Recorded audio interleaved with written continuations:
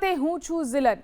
સૌપ્રથમ વાત કરીએ વરસાદની આગાહીની। આજે રાજ્યમાં 7 દિવસ સુધી ભારેથી અતિભારે વરસાદની હવામાન વિભાગે આગાહી વ્યક્ત કરી છે।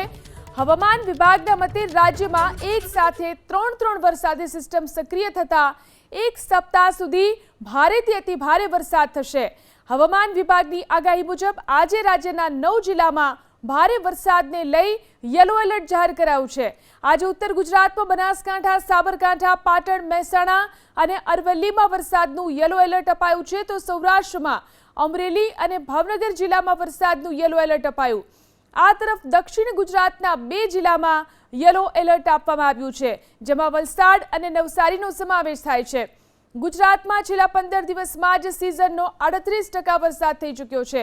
રાજ્યના તમામ ઝોનમાં 30%થી વધુ વરસાદ વરસ્યો છે।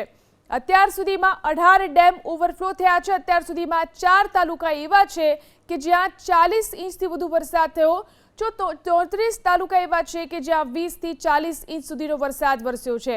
109 તાલુકામાં 10થી 20 ઇંચ વરસાદ વરસ્યો છે। 77 તાલુકામાં 5થી 10 ઇંચ વરસાદ નોંધાયો છે, તો 25 તાલુકામાં 2થી 5 ઇંચ જેટલો વરસાદ વરસ્યો। બનાસકાંઠાના સુઈગામ અને પાટણના રાધનપુરમાં અત્યાર સુધીમાં 2 જ તાલુકા એવા છે કે જ્યાં સરેરાશ 2 ઇંચ માંડ વરસાદ વરસ્યો છે।